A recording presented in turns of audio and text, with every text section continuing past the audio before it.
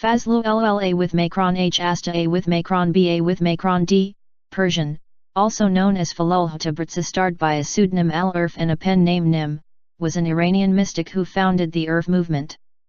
The basic belief of the Ḥurūfiyyah was that the god was incarnated in the body of Fażlullāh and that he would appear as Mahdī when the last day was near in order to save Muslims, Christians, and Jews. His followers first came from the village of Toqchi near Isfahan, and from there, the fame of his small community spread throughout Khorasan, ʿErāq, Azerbaijan and Shirvan. The center of Fażlullāh Nāimī's influence was Baku, and most of his followers came from Shirvan. Among his followers was the famous Ḥurūf poet Seyyed Imadaddin Nasimi, one of the greatest Turkic mystical poets of the late 14th and early 15th centuries. Fażlullāh was born in Astarabadi, Iran, circa 1339–1340, to a family of judges. According to the traditional Ḥurūf biography, Fażlullāh Astarābādī was born in a household that traced its descent to the 7th Shah Imam, Musa al-Kazim. Fażlullāh's predecessor, in 8th or 9th generation, was Muhammad al-Yaman, from the family which originated in Yemen, the center of heterodox Islam at the time. Fażlullāh's family was from the Shafi'i school of Sunni Islam. However, this did not figure greatly in his religious development. When his father died when he was still a child, Fażlullāh inherited his position and appeared at the courthouse on horseback every day, acting as a figurehead while his assistants carried out the work of the court. At the age of 18 he had an extraordinary religious experience when a nomadic dervish recited a verse by Jalal ad-Din Muhammad Rumi. "Why are you afraid of death when you have the essence of eternity? How can the grave contain you when you have the light of God?" Fażlullāh fell into a trance, and when he inquired as to the verse's meaning, his religious teacher told him that to understand it one would have to devote their life to religious pursuits, and then one could experience the meaning rather than knowing it intellectually. After a year of trying to maintain his duties as a judge during the day while engaged in solitary prayer in a graveyard at night, he abandoned his family, possessions, and security to become an itinerant religious seeker. As he left Astarabadi, he exchanged his clothes for the felt clothing of a shepherd he met. From then on he always wore this shirt as a symbol of having abandoned worldly connections and comforts. Works. Fażlullāh composed his works in Standard Persian as well as the Persian dialect of Astarabadi. His most significant work, which establishes the foundation of Ḥurūfism, is titled Javedan Nāimī, Eternal Book. 2 recensions were made of the Javedan Nāimī. The one which is designated as Kabra Great is in the Astarabadi Persian dialect, and the one that is entitled Akra Small is in Standard Persian. Another book in the Astarabadi Persian dialect is the Naim Nāimī, giving an account of the dreams of Fażlullāh at various times in his life. A prose work, entitled Mahabbat Nāimī in the Astarabadi Persian dialect, was imitated by Turkish Ḥurūfs. He also composed a book of poetry in Standard Persian and gave it the title Arsh Nāimī.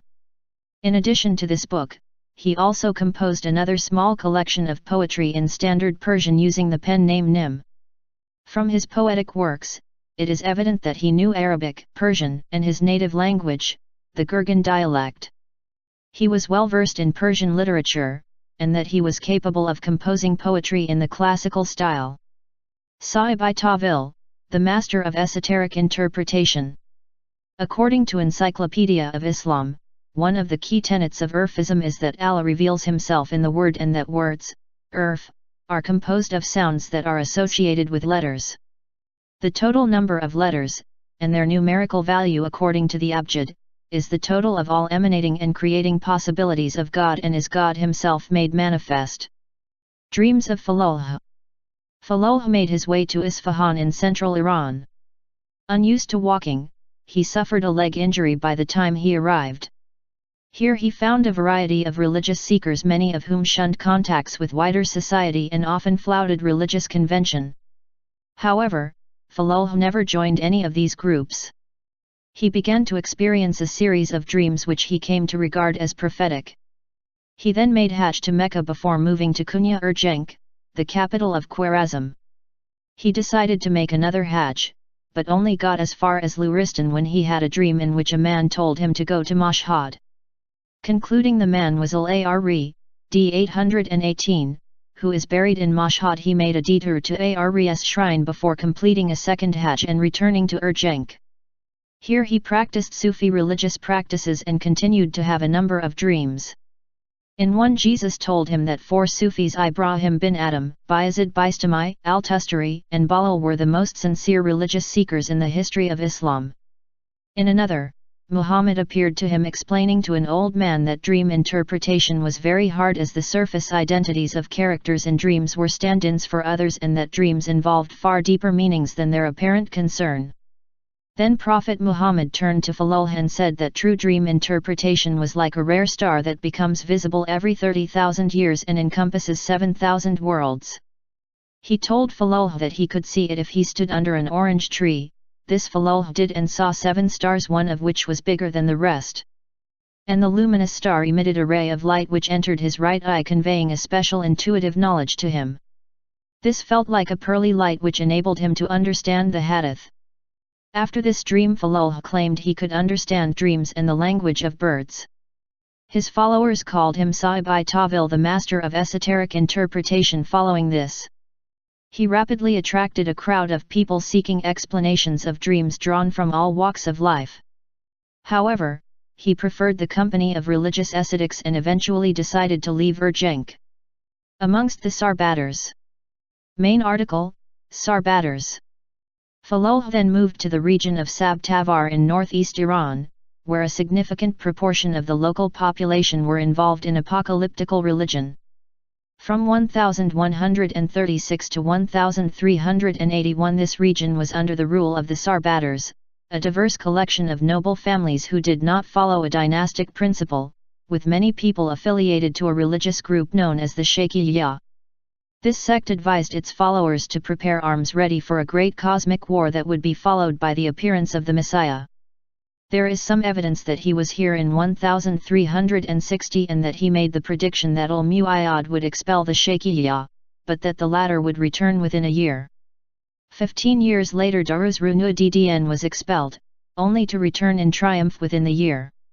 There are a number of stories relating to Fazlallah in this region, but he was to leave in 1365, traveling first to Yazd and then to Isfahan. Sojourn in Isfahan.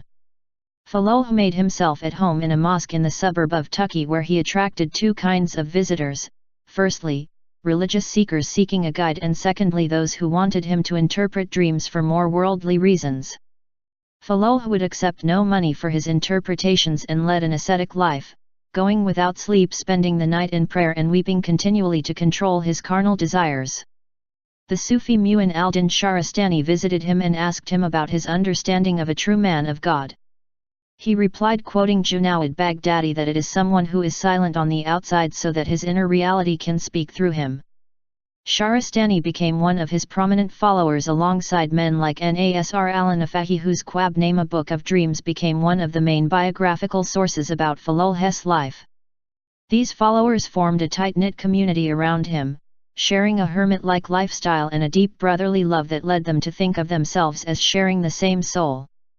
These sincere followers claimed the received karamat, spiritual gifts like special knowledge about sacred texts like the Bible and the Quran, an understanding of hidden matters and clear interpretations of the sayings and deeds of Muhammad and his immediate entourage. Meanwhile, a steady stream of the social elite, such as scholars, ministers, military and administrative officers, as well as all kinds of wealthy people, would ask his advice. Giving advice to such people as Maulana Zain ad-Din Rajah and the Emir Farooq Gunbadi, Fażlullāh's reputation spread throughout the provinces of Khorasan, Azerbaijan, and Shirvan. Eventually he decided to move to Tabriz. Imprisonment and execution. For his spread of Ḥurūfism, circa 1394–1395, Fażlullāh with Makranim was captured and imprisoned in Alinja, near Nakhchivan. He was subsequently sentenced for his heresies by the religious leaders and executed at the orders of Miran Shah, the son of Tamerlane. His shrine is at Alinja.